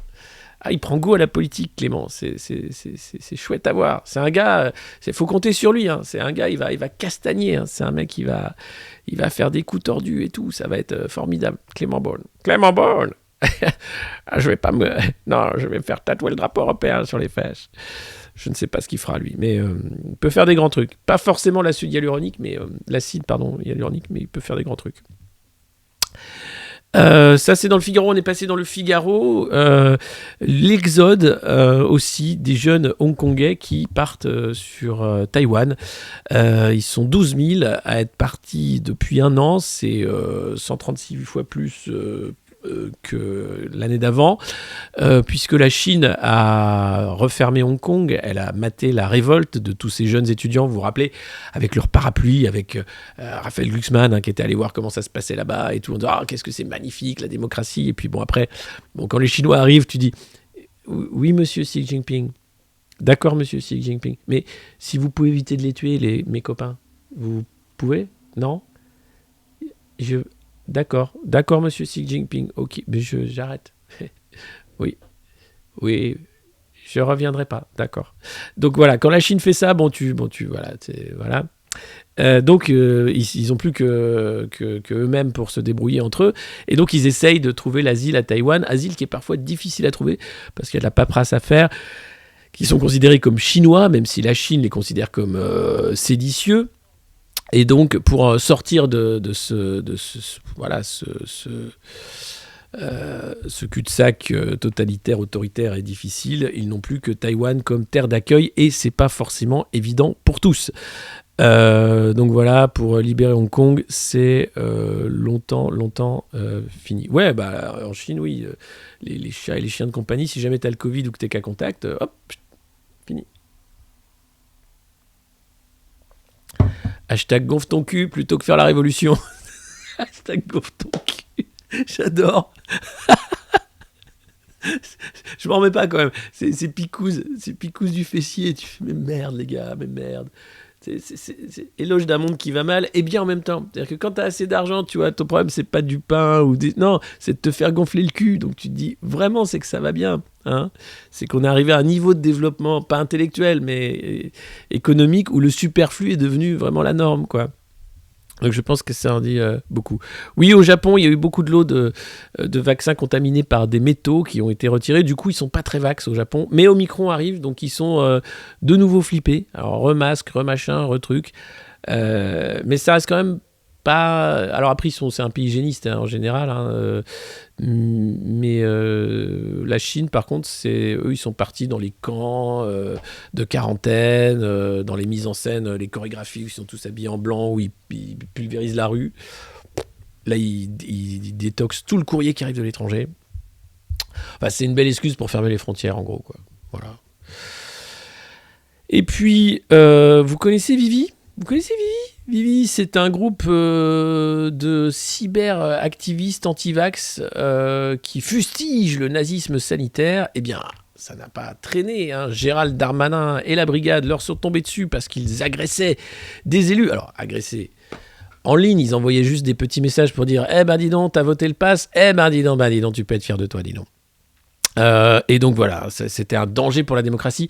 Alors dans ce groupe, on trouve que des gens socialement intégrés qui n'ont aucun problème, hein, certains médecins, des artistes, des profs, des cadres, enfin il y a de tout. Des gens sans histoire qui n'avaient aucun casier judiciaire. Et là, on leur tombe dessus parce qu'ils sont hors d'eux, parce que la politique sanitaire est une politique autoritaire qui rend les gens fous, qui rend les gens hors d'eux, qui les rend dans une colère qui leur fait monter une colère sourde et noire, et tomber dans le panneau, c'est bien sûr répondre à ces pervers qui nous manipulent de la sorte avec la violence. Eh bien, que se passe-t-il ? L'État vous montre du doigt, vous êtes vous le danger, les dangereux séditieux, ceux qui sont prêts à tuer hein, pour éviter que la politique sanitaire du gouvernement sauve des vies, puisqu'on inverse la charge accusatoire, et on se retrouve avec donc ces pauvres gens qui ne comprennent pas ce qui leur arrive, et qui se retrouvent en garde à vue, et qui vont être déférés. Et alors, rien de moins que ça, c'est quand même la commission hein, pour les droits humains, face à la vague d'agressions qui vise les élus. 9 suspects interpellés mardi matin à travers le pays par la section de recherche de Metz et d'autres services de gendarmerie locaux. Le coup de filet en Moselle, Seine-et-Marne, Val-de-Marne, Hérault, coordonné par l'Office central de lutte contre les crimes contre l'humanité et les crimes de haine. Alors, selon les informations du Figaro, les enquêteurs saisis de plusieurs plaintes ont établi depuis mars 2001 des rapprochements afin d'orienter leurs soupçons sur un groupe de personnes anti-vax gravitant dans la sphère des Vivi, une nébuleuse anarchiste qui a pris naissance en Italie avant d'essaimer en France. Vivi, ça vient de vivere, vivre, et son logo, un W rouge, bien sûr, détourne le V de Vendetta. Très actifs sur Internet, les complotistes, qui se décrivent comme des guerriers, entendent livrer une croisade contre le nazisme sanitaire. Là, tu te dis, oh là là là là là là, imagine Jean-Eudes qui lit le Figaro. Oh là là là là là là là là là, quand même ça va mal. Oui, ça va mal. Ouais. Affichant dans leur profil le masque stylisé de Guy Fawkes, popularisé par les hackers d'Anonymous, c'est aussi V pour Vendetta, ils organisent des raids sur les pages Facebook de leurs victimes. On dirait des trolls de la REM, hein, en fait. Hein. Moi, j'ai des insultes quotidiennes qui m'arrivent en message privé sur Twitter de trolls de la REM. Bon, je fais pas de signalement, je bloque ou je réponds gentiment. Je dis, n'oubliez pas la 4e dose. Et puis, ils me répondent plus, mais c'est compliqué. Hein.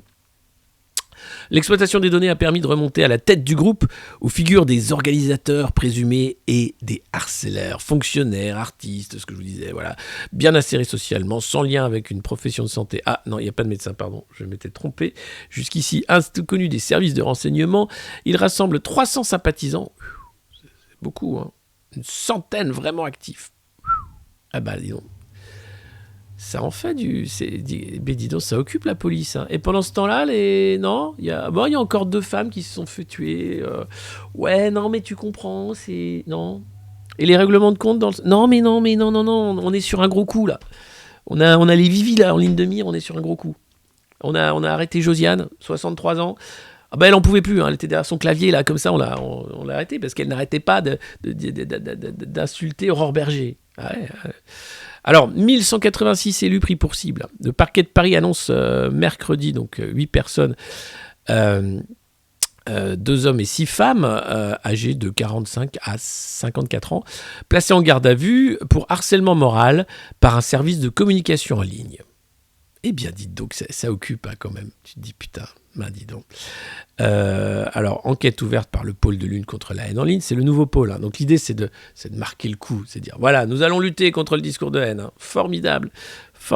Donc, envoyez beaucoup d'amour à tous ces gens-là. Hein. Beaucoup d'amour. Moi, je suis contre la violence, qu'elle soit de tous bords. Hein. Donc, à un moment, tu te dis, qu'est-ce que tu veux faire, en fait ? C'est ce qu'ils attendent. Te pousser à bout, que toi, après, tu leur foutes une baffe, et après, ils te foutent en taule en disant, vous êtes vraiment très violent, vous savez. Mais c'est pas toi le violent. Toi, t'es juste au bord du gouffre, quoi. Et tu te dis, j'avais plus que ça pour me défendre, j'en peux plus. Donc, non, il faut juste faire un peu de méditation, peut-être. Peut-être quelques piqûres de gonflement de fesses aussi, ça fait du bien. Mais attention, hein, faites-les dans un cadre... voilà. Stop à la suppression des droits. Alors attendez, les messages quand même, parce que c'est là. Donc, La sénatrice PS de Charente, Nicole Bonnefoy, un chef de service du centre université d'Amiens, figure au nombre des victimes faisant l'objet d'attaques concertées par les membres du groupuscule. Sous des publications d'institutions d'élus ou d'articles de presse, les soldats du Vivi postent des messages par dizaines analogues et publiés dans un même laps de temps. Ils fustigent un chantage vaccinal, le véritable virus qui est le gouvernement et le système qui tue les personnes et détruisent la société. Ils disent stop à la suppression des droits et c'est eux qu'on accuse d'être des terroristes. Stop à la suppression des droits. Waouh, c'est la base. Défendre les libertés, c'est la base. Non. Dans un contexte délétère, marqué par une fronde anti-vax, le nombre des attaques visant des parlementaires, les maires et les conseils municipaux a explosé. Selon un bilan du ministère de l'Intérieur révélé le 9 janvier par le Figaro, 1186 élus ont été pris pour cible dans les 11 premiers mois de l'année 2021. Entre janvier et novembre dernier, 162 parlementaires et 605 maires ou adjoints ont été victimes d'agressions physiques. Une explosion de 45% des violences. Mais pourquoi ? Parce que c'est une cocotte minute. On est tellement maltraités avec ces lois de merde, et je t'enferme, et tu sors, et je t'oblige à te piquer, et toi ta gueule, mets ton masque, rentre chez toi, ferme ta gueule, marche à cloche-pied. À la fin, tu dis, mais je t'emmerde. Évidemment que t'as envie La violence, elle est là. Elle est là. Elle est au sommet de l'État, la violence, par le président de la violence qui est Emmanuel Macron. Et ça ne fait qu'empirer. Et là, les derniers mois qui lui restent, ça va être du délire. C'est délirant déjà, le pass vaccinal, c'est délirant. Et ça y va, et hop, je te rajoute une couche de merde, et tiens, je t'insulte, et tiens, toi, tiens, j'avais oublié de t'en foutre une, toi, tiens, hop, bouge pas. Et voilà, merci. C'est dingue.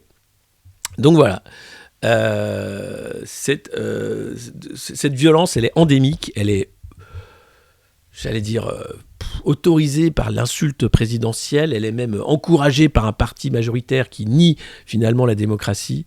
Et puis les auditions de McKinsey, oui, vous avez raison, on devrait en parler. Les auditions de McKinsey, je ne sais pas si vous avez vu, c'est génial, c'est quand même les mecs... McKinsey, c'est la société qui est à l'origine de tous nos problèmes. C'est les cabinets de conseil, c'est des mecs qui sont payés très cher pour pondre des rapports, pour dire « ce que vous faites c'est nul, nous on va pas le faire, mais on vous dit que c'est nul et on prend beaucoup d'argent ».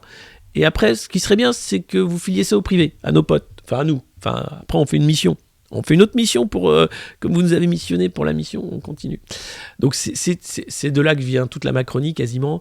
Pas que McKinsey, vous avez Bain, vous avez Accenture, enfin tous les cabinets de conseil en général, qui sont la pire émanation du néolibéralisme, c'est-à-dire que tout est profit, tout doit être utile, structuré, c'est le fascisme, c'est en fait...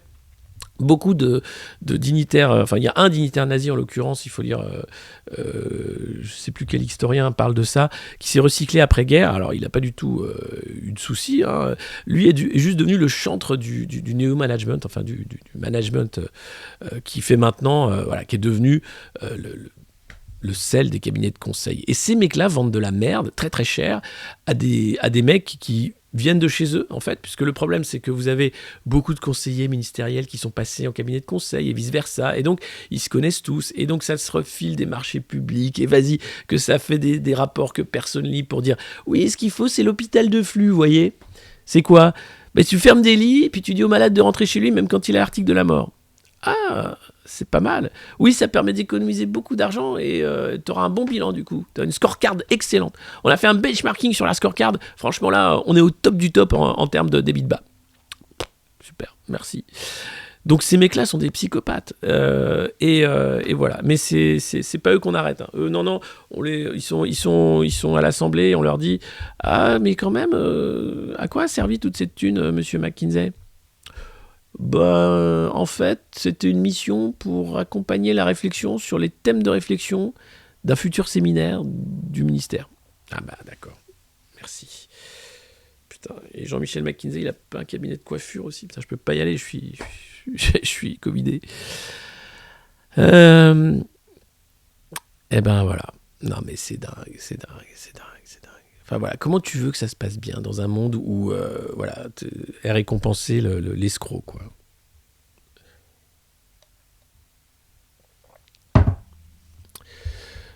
Bon, en tout cas, merci d'être là pour cette revue de presse du Monde Moderne du 20 janvier 2022. Elle est formidable, comme chaque matin, on se retrouve avec bonheur et dans une décadence assumée finalement, de se dire mais qu'est-ce que c'est finalement que la société, qu'est-ce que la France du 21e siècle, sommes-nous capables d'affronter les défis qui nous attendent ? Sommes-nous capables ? d'affronter les défis qui nous attendent. Non, je vais aller me faire piquer les fesses, mère. D'accord, très bien. Mais écoute, va te faire piquer les fesses, qu'est-ce que tu veux que je te dise ? C'est la merde, hein. Il reste plus que ça à faire. Piquons-nous les fesses, dans un dernier geste finalement d'amour collectif. Allons nous faire injecter de l'acide hyaluronique tous ensemble, hein, tous, un grand bain d'acide, voilà, du fessier. Putain. Et ça ira bien mieux, vous verrez. Alors, ces auditions n'aboutiront à rien du tout. T'as Amélie de Montchalin, elle fait peur avec ses yeux comme ça, qui a dit oui, alors c'est faux, on n'a pas fait appel à plus de cabinets de conseil qu'avant. Si. Mais on va faire attention à l'avenir, à faire moins appel à eux. Tu peux fermer un peu plus tes yeux, Amélie ? Tu me fous les boules. Oui, c'est possible, oui. Comme ça ? Ah non, là, t'as pas du tout fermé tes yeux, Amélie. Elle me fout les boules. Je l'ai vue en vrai, en plus. Elle est vraiment comme ça. Hein. Je dis, mais pourquoi ? C'est pour voir plus ? Non, c'est comme ça. Et alors, le champagne, du coup, on n'a jamais vendu autant de champagne. Sans doute parce que la REM aime beaucoup le champagne. Mais là, c'est assez impressionnant. Je m'oublie, je rigole. Les recettes de l'État dépassent près de 20 milliards les prévisions. Mais ça, c'est génial. Alors ça, c'est Bernard Arnault, hein, dans Les Échos, qui présente ça comme ça. En vrai, t'as Olivier Dussopt qui dit « Ouais, super, on a plus de sous qu'avant, jamais qu'on en a eu. » Mais en vrai, non. C'est 140 milliards que ça a coûté, la crise.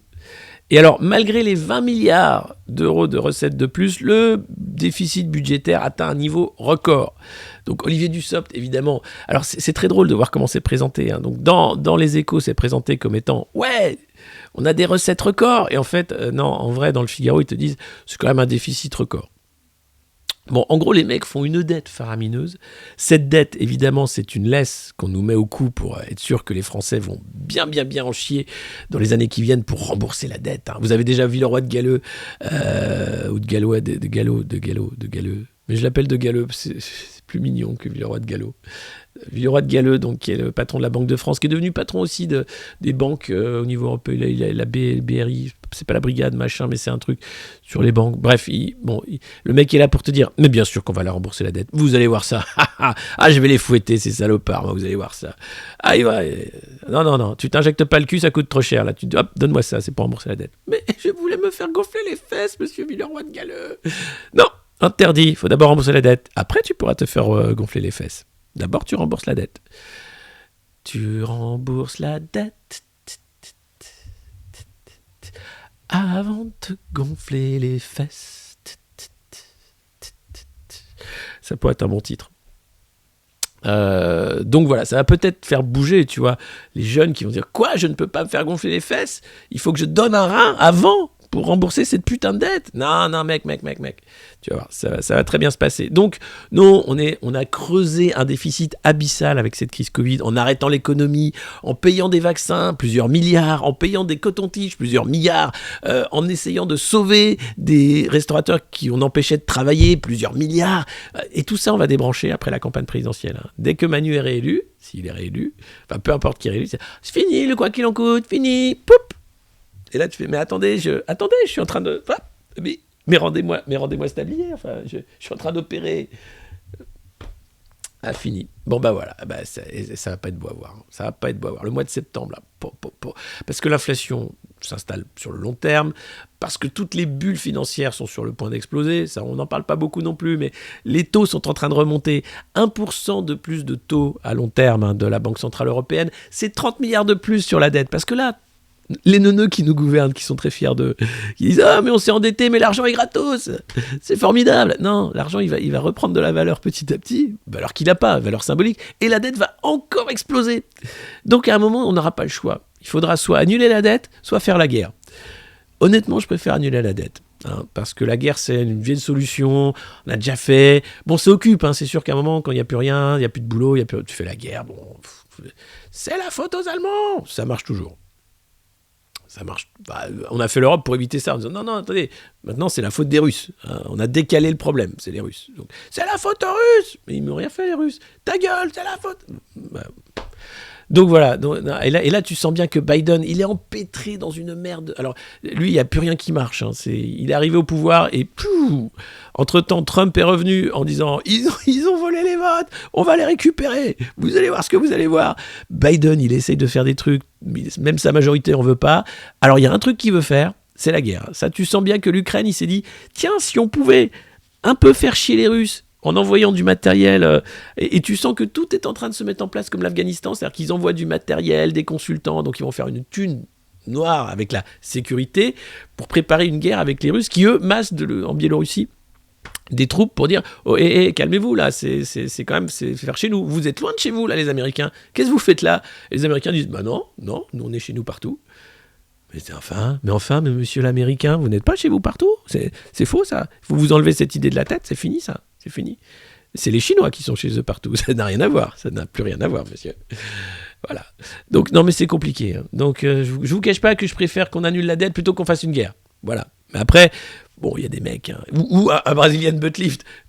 Non, mais voilà. Et vous, qu'est-ce que vous proposez, Alexis Poulain? Ben moi, écoutez, je propose qu'on fasse tous un Brazilian butt lift. Voilà. Hein. À 18 ans, c'est quoi cette mesure phare de votre programme? Un Brazilian butt lift offert à tous les Français de 18 ans, voilà, à leur anniversaire. On sera le pays avec les culs les plus rebondis du monde. Et ben voilà, si ça c'est pas vendeur, je sais pas moi ce que vous voulez de plus, monsieur. Voilà, je peux rien faire de plus. Ce serait impressionnant.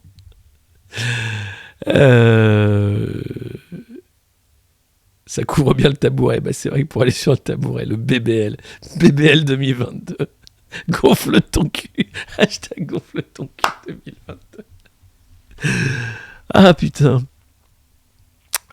Oui, c'est Olivier Dussopt sur la photo, je l'ai enlevé. Là, j'ai mis une autre tête à claque. Vous allez à chaque fois, c'est des photos, tu dis j'ai pas envie de les voir, merde. C'est qui elle?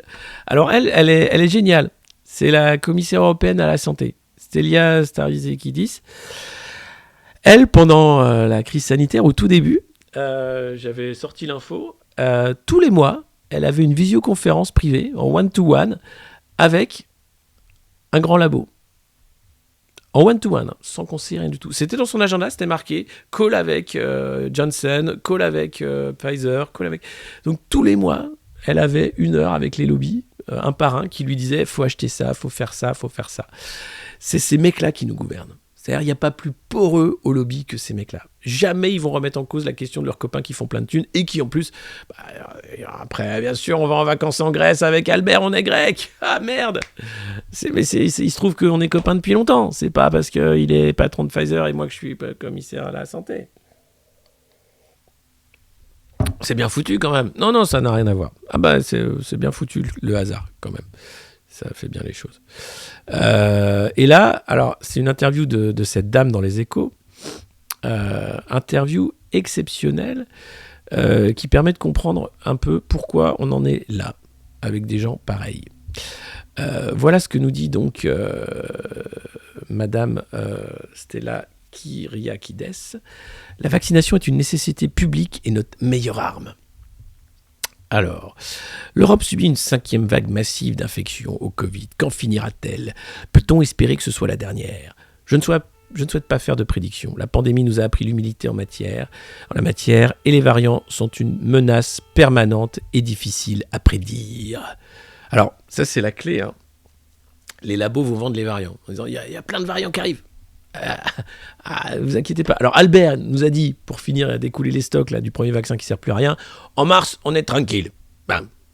C'est Albert, mais je le fais comme ça. In reality, Albert speaks like that. Le patron de Pfizer. Et donc là, non, eux ils nous vendent le variant d'après. Vous allez voir, c'est formidable. Il y a déjà des labos qui y travaillent au vaccin sur les futurs variants, même s'ils ne sont pas encore là. C'est un truc génial. 80% des adultes sont vaccinés dans l'Union européenne, mais les cas quotidiens battent des records avec le variant Omicron. Est-ce l'échec de la vaccination? Alors, naturellement, j'ai envie de dire oui. Hein, c'est quand même, c'est en termes de prévention, pour éviter que l'épidémie se propage, c'est foiré. Absolument pas, elle répond. Non, t'es con quoi. Les vaccins n'ont pas échoué. Non, il n'empêche pas complètement les infections, mais il sauve des vies tous les jours. Le Covid ne va pas disparaître tout seul du jour au lendemain, hein, ça se saurait. Alors, il risque de devenir endémique. La priorité est et reste de vacciner un maximum de citoyens pour sauver des vies et réduire les tensions sur nos hôpitaux. Ah ouais, 80% des adultes sont vaccinés. Oh, oui, mais attention, seuls 45% de la population adulte a reçu un booster, une 3e dose de vaccin, dont on sait qu'elle renforce efficacement la protection contre les formes graves, y compris d'Omicron. Il faut continuer d'accélérer. Les mecs sont fous. En fait, j'ai envie de dire, mais faut vite débrancher tout ça, quoi. Faut partir de tout ça. Faut accélérer. T'as l'impression de Trudeau qui fait, tiens, c'est un cas, ça t'a piqué, tu vas être content. Faut accélérer. Mais on va accélérer dans quoi ? C'est voilà, foncer droit dans le mur et enlever sa ceinture, ça c'est capitaliste. Bon, on a vraiment l'illustration absolue de ce qu'est le capitalisme. Des tarés qui foncent. C'est droit dans le mur. Voilà, ça marche pas mais on fonce. L'URSS c'était pareil, hein, tu vas me dire. Bah alors est-ce que le capitalisme c'était le pendant du communisme, maintenant il reste plus que ça, donc plus. Mais on a affaire à des mecs complètement paumés, quoi. Mais cette stratégie de vaccination massive et de rappel, est-ce qu'elle est tenable sur la durée ? Est-ce qu'il faudrait déjà se préparer à une 4e dose ? Hein ? Hein ? La vaccination de masse est un exercice complexe et épuisant pour tout le monde. Ah ouais, surtout pour les non-vaccinés qui commencent à se dire tu saoules en fait avec ton truc là. C'est la 4e dose, j'en ai pas fait une, je vais pas faire les 4 d'un coup. Ou alors tu me les mets dans les fesses, on est quitte, tu me fais une piqûre d'acide hyaluronique, une piqûre d'ARN hyaluronique. On fait les deux. Alors, mais nous devons avancer pas à pas, en restant guidés par la science. Aujourd'hui, elle nous dit que la vaccination est la meilleure réponse et que les 3e doses sont efficaces.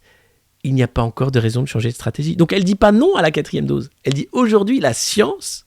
Alors quand elle dit la science, il faut entendre les lobbies des big pharma. Hein, pour elle, c'est ça la science. Nous disent la 3e dose est efficace. Pour elle, la science, c'est Albert Bourla qui dit faut se vacciner par amour. C'est plus fort que la peur. Et il faut vacciner les enfants dès 5 ans parce que ça marche. Enfin, apparemment, ça marche. Bon, disons que ça tue pas. Bon, donc c'est que ça marche. Donc on peut y aller. Alors, on va pas se priver d'une piqûre à 5 ans. Hein. De toute façon, ça fait pas de mal. Voilà. Donc allez, à la piqûre. Et là, les parents disent non. Monsieur est vétérinaire, je ne sais pas ce qu'il nous vend, je ne sais pas ce qu'il y a dans cette piqûre. J'ai envie quand même d'attendre un peu, d'avoir du recul. Mais il n'y a pas besoin de recul. Après, tu as des médecins qui disent on a des milliards d'années de recul, vu les milliards de gens qui se sont fait mettre des piqûres dans les fesses. Mais ça n'a rien à voir, ça. Non, le recul, c'est dans 10 ans. Quand on verra vraiment ce que ça fait, vraiment. Mais au bout de 4 mois, on sait ce que ça fait. Ben non, puisque le vaccin H1N1, on sait que ça a fait, c'était 5 ans après, les narcolepsies. Mais ça n'a rien à voir. Fake news, complotiste. Ah, ça me saoule. Mais certains États, comme l'Espagne, veulent revoir leur approche en allant vers une gestion plus individualisée, comme pour la grippe, par exemple. Ah, le variant Omicron, c'est vrai, a provoqué des niveaux records d'infection qui mettent une pression sans précédent sur nos sociétés. École, transport, services essentiels. Donc il faut bien sûr ajouter à la lassitude que ressentent les citoyens et avoir une approche plus pragmatique. Chaque État cherche le bon équilibre pour maintenir l'activité tout en préservant la santé publique. Et c'est naturel. Hein. Voilà, donc ça dépend un peu du niveau de vaccination, de la pression sur les hôpitaux. En gros, tu lâches l'affaire. Je pense que Manu, si tu nous écoutes, Emmanuel Macron de temps en temps regarde cette revue de presse, je ne crois pas. Mais bon, on ne sait jamais, t'imagines le mec à l'Élysée comme ça. Mon Dieu, avec les croissants et tout. Là, tu dis non à 80% d'adultes vaccinés. Lâche l'affaire. De toute façon, ça ne changera pas grand-chose. Au pire, ça va être dangereux. Après, ça va être contre-productif. Mais bon. Êtes-vous favorable au pass vaccinal ? Ah, c'était là. Face à une pandémie, la vaccination est une nécessité publique et notre meilleure arme.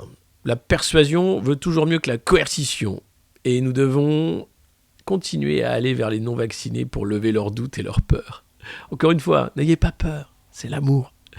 Je pense notamment aux femmes enceintes. Mais dans un contexte de forte tension hospitalière, la discussion sur la vaccination obligatoire doit avoir lieu. Elle va aller plus loin. Là, l'étape d'après, les copains, pour ceux qui n'ont pas compris, c'est vaccination obligatoire. Ils attendent d'avoir un peu les droits un peu partout. L'Autriche ouvre la voie, l'Allemagne va suivre, et qui va suivre après ça? Qui c'est qui va suivre après ça? Mais oui, c'est la France. Mais oui, elle est bien la France. Oh, qu'est-ce qu'elle est bien la France? Alors, pendant que les Anglais ont tout viré hier, il n'y a plus de masques, il n'y a jamais eu de... Enfin, le pass vaccinal, le pass sanitaire a duré 2 mois, c'était uniquement pour les discothèques, les lieux où il y avait du monde, etc. Ils arrêtent de faire chier le monde, ça y est. Nous, on a Neuneu Premier qui est au taquet, qui est là. Putain, moi, je vais être le champion des emmerdeurs. On n'est pas sorti le cul des ronces. Mais on est en train de partir. Il ne faut surtout pas qu'on devienne l'Australie ou le Canada. Hein. Et on est en train d'y aller à grands pas. Donc, une seule solution, c'est faut refuser. Tu vois, petitement, grandement. Enfin, les dom-toms, les territoires ultramarins, ils ont gueulé. Du coup, ils n'ont pas ça. Ils ont un couvre-feu. Je vais me dire, c'est pas mieux. Mais à un moment, il faut arrêter les conneries, quoi. Enfin, 500 000 cas par jour, t'arrêtes les conneries. Tu dis, bah, voilà, moi je l'ai. Qu'est-ce que tu veux qu'on fasse? Qu'est-ce que tu veux qu'on fasse? Rien. Donnez-leur du miel. Voilà. Arnaud, oui, vu que tu arrêtes la campagne, est-ce que tu peux faire un grand plan miel 2022, s'il te plaît? Oui, d'accord. Est-ce acceptable d'exclure les non-vaccinés de la vie sociale? Alors, c'est acceptable? Ces décisions reviennent aux États. Mais il faut le répéter encore et encore. Le Covid prend des vies. Le vaccin en sauve. C'est des mantras, tu vois. C'est l'amour.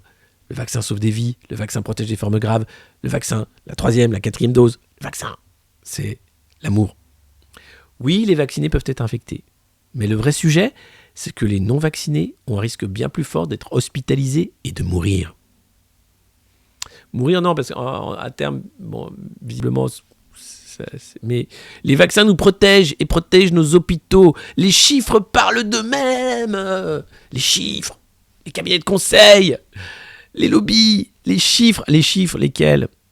Ceux de l'action Pfizer? Oui, effectivement, ils parlent d'eux-mêmes. Donc, on peut dire, voilà. Donc ça, cette dame-là, c'est la Madame Santé de l'Union Européenne. C'est rassurant. Ça fait plaisir. Bien sûr que les salles de réa, ça baisse. Alors, vous avez des réa en tension parce que les soignants sont soit partis, ils ne veulent plus faire ce boulot-là, soit en burn-out, soit ils ont le Covid, donc ils ne peuvent pas bosser, soit ils ont été virés parce qu'ils ne sont pas été vaccinés.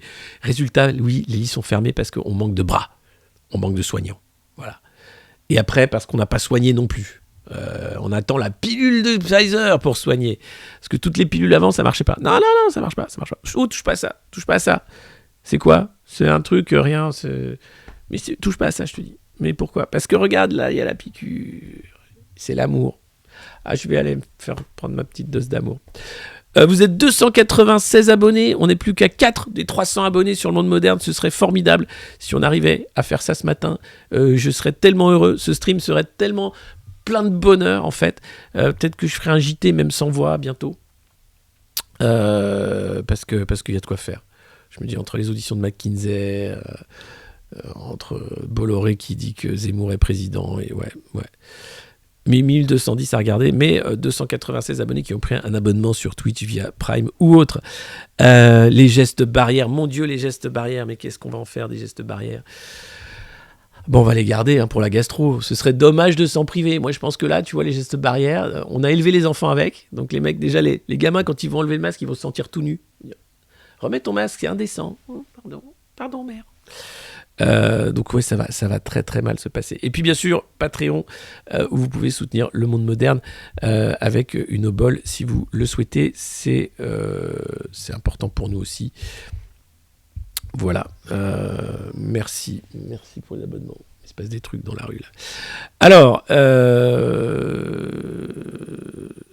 ça va. Bah tu vois, ça va. J'ai juste une voix un peu de chanteur italien.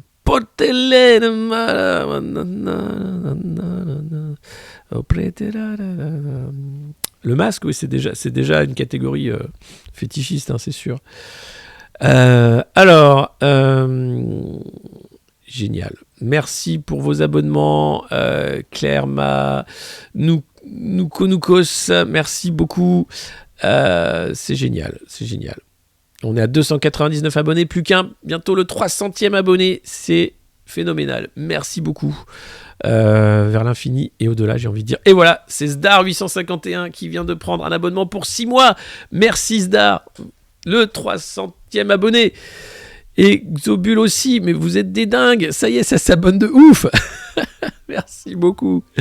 Pour un mois. Vous allez voir, vous ne serez pas déçus. C'est quand même c'est une chaîne formidable. C'est la chaîne de la revue de presse du monde moderne. Hein. On fait pas que ça, d'ailleurs, on fait d'autres trucs. Merci Xobul14. Bravo. Et tu gagnes une injection d'acide hyaluronique à la clinique du docteur Moreau. Ça va très bien se passer. Prépare tes fesses. Tu vas voir, c'est super. Alexis 2027, écoutez, pourquoi pas? J'ai envie de dire, vous savez, à l'issue, peu importe qui va gagner cette élection, cette campagne bidon, mais juste après, on lance un grand parti. Hein, on fait un mouvement populiste, un truc populiste et populaire, tu vois, pop. Et Tour de France. Vous m'invitez dans des petites salles et tout, et hop, et on fait un truc, et on crée des comités, et on dit on a 5 ans, peut-être moins, parce que peut-être qu'il va se passer des trucs qu'on ne sait pas, voilà, pour changer la donne et dire, et mon programme, c'est le respect et l'amour. Ça va vous changer de la maltraitance. Mais concrètement, c'est un peu voilà, on prend un peu de l'avenir en commun d'ici, on peut apprendre, voilà, et c'est très beau. Et on fait un truc, voilà, et on rigole, Mais déjà là, pour 2022, vous pouvez essayer des trucs, hein, allez voter pour voir, il va se passer des trucs.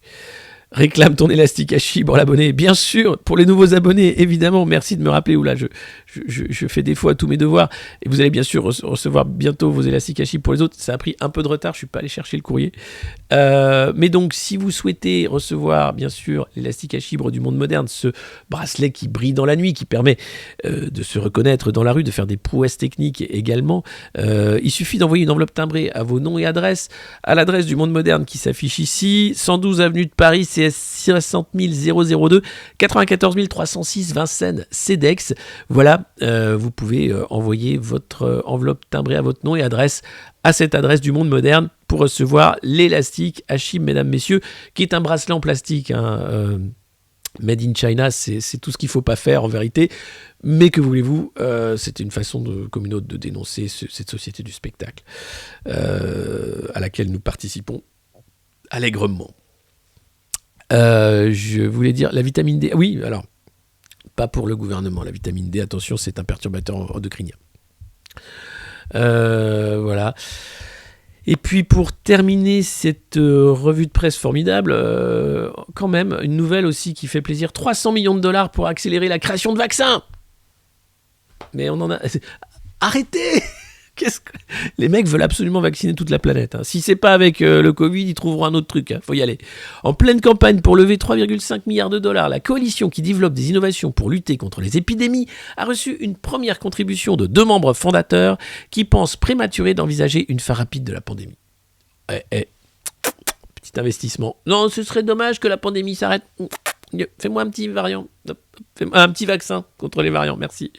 En attendant une grande conférence des donateurs prévue à Londres le 8 mars prochain, la fondation Bill et Melinda Gates a annoncé mercredi qu'elle investissait de nouveau aux côtés de Wellcome 150 millions de dollars chacun dans la Coalition for Epidemic Preparedness Innovation, le CEPI. Ces 300 millions de dollars vont servir à financer de nouveaux outils, comme une bibliothèque vaccinale ou des réseaux de production pour accélérer la conception de vaccins, notamment contre le Covid. Pour Bill Gates, il faut maintenant accélérer le développement de vaccins sûrs et efficaces face à de nouveaux variants du coronavirus et se préparer pour, si c'est possible, prévenir la prochaine pandémie. Sacré Bilou, il nous prépare la prochaine pandémie. Oh, il est génial. Mais quand est-ce qu'on le débranche, lui ? Quand est-ce qu'on dit, écoute Bill, écoute, garde ton fric, tu nous fais peur, maintenant tu fais peur à tout le monde, tu garde ton fric pour ta défense pour l'affaire Epstein, après on reparle d'autre chose. Mais Bill, arrête là, tu me fais peur. Le mec pareil, il veut accélérer. Faut vacciner, bordel. Mais pourquoi ? Le CEPI, une coalition créée il y a 5 ans. 5 ans. Alors que les infections avec Omicron battent tous les records, que ce soit au Brésil, en Allemagne ou en France, pensez que la fin de la pandémie est proche et prématurée, qu'on se lèvera un mardi et que tout sera fini ? Non, a déclaré Jeremy Farrar, directeur de la fondation britannique Wellcome. Il faut se préparer à des scénarios qui ne sont pas aussi roses. Le virus de Marburg. Vous savez, ce virus hémorragique qui sort de nulle part, qui va tuer avec des diarrhées hémorragiques terribles type Ebola, mélangé à de la chauve-souris avec un peu de VIH. Un petit peu de Marburg, monsieur ? Oh, je sors à peine de l'Omicron. Écoutez, non. J'attends le vaccin. Ah bah écoutez, ça tombe bien, on l'a déjà aussi. Je vous fais les deux en même temps. Non, merci en fait. Non, vous me faites peur. La coalition a été créée il y a tout juste 5 ans après la dernière épidémie d'Ebola, avec l'Inde, la Norvège, le Forum économique mondial, Welcome, et la fondation Bill et Melinda Gates. C'est génial. Elle a contribué à l'élaboration de vaccins contre Ebola. Non mais c'est délirant. Le truc est délirant. C'est-à-dire que tu as l'impression qu'on est dans un film, un film trash, tu vois, de l'armée des 12 singes, quoi. 2e génération, voilà, développé par Jensen. Et puis il travaille aussi pour créer des vaccins contre les virus mortels tels que Nipah et Lassa. Parce qu'on ne parle pas assez des autres virus mortels, qui vont sans doute prendre le devant de la scène quand le Covid aura lassé tout le monde. Mais en même temps, le plan virus va faire chier tout le monde. Donc il faudra trouver autre chose qu'un virus. Peut-être une maladie inconnue, peut-être un prion, peut-être un... Mais surtout, elle a montré sa capacité d'action avec la pandémie de Covid. La CEPI a investi plus de 2,5 milliards de dollars dans une trentaine de projets allant du stade préclinique à la phase 3, dont une dizaine contre le Covid, notamment ceux de Moderna, AstraZeneca et Novavax, qui vient d'être autorisés en France. La coalition a annoncé mardi un partenariat avec l'Institut Pasteur de Dakar. Sa nouvelle installation modulaire au Sénégal fabriquera chaque année jusqu'à 300 millions de doses contre le Covid-19 à destination de l'Afrique. 10% de vaccinés en Afrique. Les mecs s'en foutent, ils ne sont pas vaccinés. T'as Macron qui est là, mais on vous donne des vaccins, ils sont un peu périmés, mais ils sont bien. Et t'as les autres qui... Non, j'en veux pas. Mais prends-les. Dis donc, on est bien gentil avec toi, prends-les, sinon je te jure qu'on va te foutre un... Hein? Non, j'en veux pas. Ah ben bon, puisque c'est ça, on va te refiler un virus de Marburg. Salopard, il veut pas de mes vaccins périmés, salopard. L'Institut va développer la livraison de vaccins dans des petites poches de plastique stériles, ce qui réduit leur sensibilité à la chaîne du froid et leur coût. Là aussi, le processus homologué par Made in Steel Intact Solutions a été développé avec le soutien de la CEPI. L'idée, c'est vraiment d'envoyer des vaccins partout dans le monde, de vacciner vraiment tout le monde. Peu importe pourquoi, contre quoi, Bill Gates, on l'a perdu. Le mec, il est là, faut accélérer. Et t'as Papy Chouette, ouais, c'est vrai, faut accélérer. Mais vous imaginez les dégénérés qui sont au sommet, quoi. Enfin, à Davos. C'est flippant, ces mecs-là sont flippants. Tu te dis, mais vous voulez pas le bien de l'humanité, les gars? Vous me faites flipper, en fait. Le bien de l'humanité, c'est laisser un peu les humains tranquilles. Hein. Arrêtez d'essayer de créer des virus augmentés pour des fois qu'une épidémie arrive et créer l'épidémie en faisant une expérience qui tourne mal. Hein. Ça, c'est de la merde. Ça s'appelle faire de la merde. Voilà. Alors ça coûte des milliards visiblement, mais si vous pouvez arrêter de faire de la merde, messieurs, dames, les oligarques, les milliardaires qui savent plus quoi faire de leur thune, au pire, envoyer des fusées en forme de bite dans l'espace, ça vous amuse, hein, et puis voilà, des fois il y en a une qui explose, bon, c'est pas grave, mais arrêtez de vouloir injecter les fesses de tous les humains, enfin, c'est pas possible, quoi, on est où là, putain, ils aiment ça, non mais c'est des malades mentaux, Voilà, et une bonne revue de presse ne serait pas une bonne revue de presse sans Papy Chouette qui vous souhaite une bonne journée. Oh, quelle chance nous avons d'avoir l'ami Bill Gates avec nous ce matin au petit déjeuner. Il a ramené des croissants ARN. On a bien mangé aussi avec le nouveau cyborg de la fondation. Il est mignon comme tout. Putain, ces mecs-là me font tellement bader. Alexis Café, la solution est en nous. J'arrive pas à lire le message. 2 mois d'abonnement, merci. J'essaie de comprendre Twitch avec. Vous savez, j'ai un setup de pauvre. J'ai juste une caméra et mon ordi, donc ça ressemble à Angela. Oui, mais c'est Angela, hein, c'est sur la perruque avec les hop.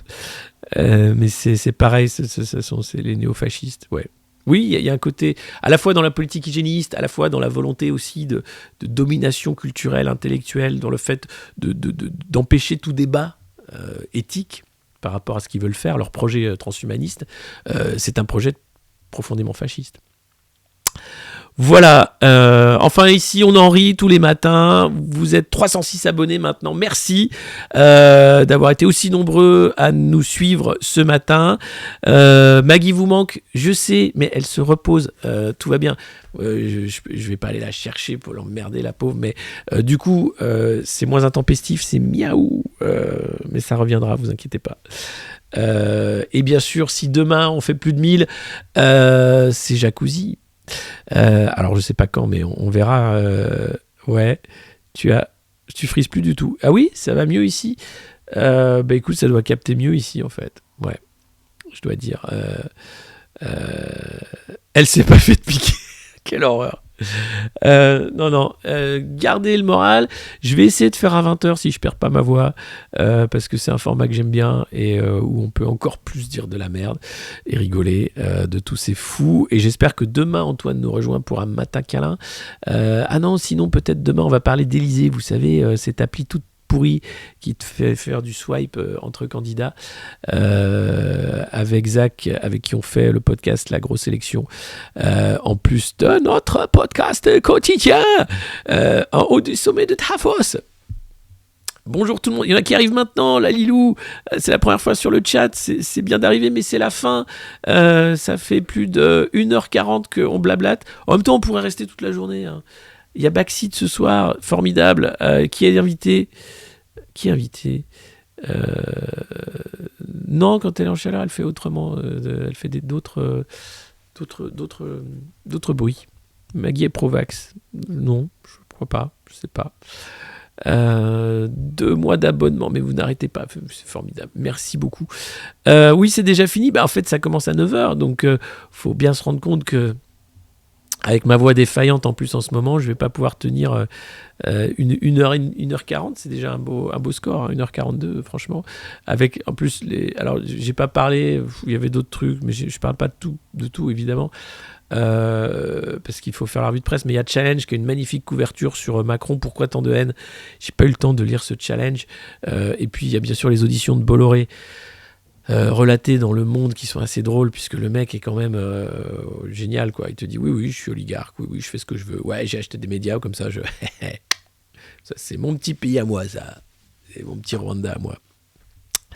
Rigolation, moi aussi je vous kiffe, merci beaucoup.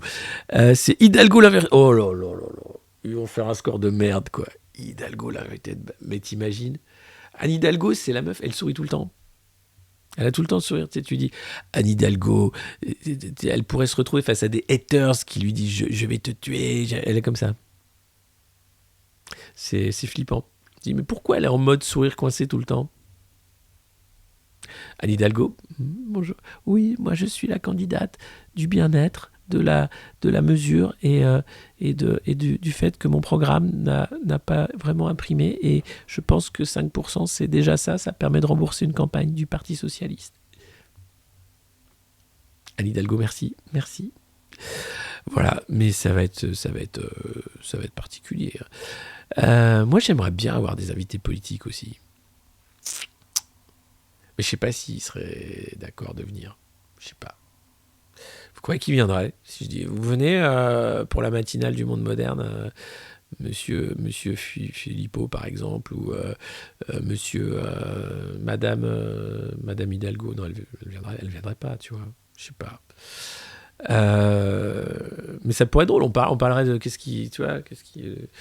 Alors, mais à 9h, c'est trop tard pour eux. Il faudrait qu'on soit beaucoup plus tôt, en fait. Il faudrait qu'on fasse un truc à 4h du mat. Le réveil. Les vêpres. Je sais pas.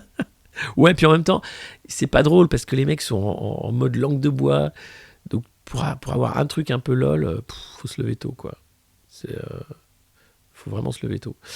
En tout cas, Asselineau viendrait. Ouais, bien sûr. Ouais. Ben, je l'avais invité quand j'étais aux médias. Oui, tiens, ouais, pourquoi pas.